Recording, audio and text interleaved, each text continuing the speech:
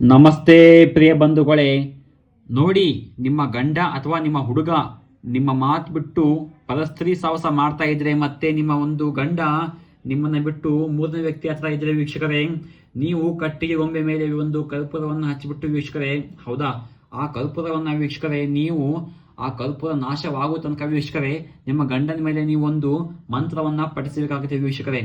ಆ ಮಂತ್ರ ಏನಪ್ಪಾ ಅಂದ್ರೆ ವೀಕ್ಷಕರೇ, ಓಂ ನಮೋಂ ಅಷ್ಟದಿಗ್ಬಂಧನವೇ ಪಟ್ ಸ್ವಹ. ಈ ಒಂದು ಮಂತ್ರ ವೀಕ್ಷಕರೇ 108 ಬಾರಿ ಪಠನೆ ಮಾಡಿ ವೀಕ್ಷಕರೇ ಸಾಕು, ನಿಮ್ಮ ಗಂಡ ಅಥವಾ ನಿಮ್ಮ ಪುರುಷ ವೀಕ್ಷಕರೇ ಸಂಪೂರ್ಣವಾಗಿ ನಿಮ್ಮವಂತೆ ಆಗ್ತಾನೆ ವೀಕ್ಷಕರೇ.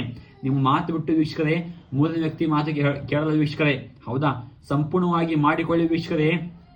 ವಿಶೇಷವಾದ ತಂತ್ರ ವೀಕ್ಷಕರೇ, ಈ ಒಂದು ಕಟ್ಟಿಗೆ ಗೊಂಬೆಯಿಂದ ಮಾಡಿ ವೀಕ್ಷಕರೇ. ಮತ್ತೆ ವೀಕ್ಷಕರೇ ಈ ಒಂದು ಕಟ್ಟಿಗೆ ಗೊಂಬೆ ಹಿಂದೆ ವೀಕ್ಷಕರೇ ನೋಡಿ, ನೀವು ಪುರುಷ ವಶಂ ಎಂಬುವ ಒಂದು ಪದವನ್ನ ಬರೆದುಬಿಟ್ಟು ವೀಕ್ಷಕರೇ ಮಾಡಿಕೊಳ್ಳಿ, ಪುರುಷ ವಶೀಕರಣ ವೀಕ್ಷಕರೇ. ಹೌದಾ, ಈ ಕೆಲಸ ಮಾಡುವಾಗ ವೀಕ್ಷಕರೇ ನೀವು ನಿಮ್ಮ ಮೈ ಮೇಲೆ ಒಂದು ಬಿಳಿ ಸೀರೆಯನ್ನ ಧರಿಸಿಕೊಂಡು ಮಾಡಿ ವೀಕ್ಷಕರೇ. ಒಳ್ಳೆಯದಾಗಲಿ. ನಮಸ್ತೆ.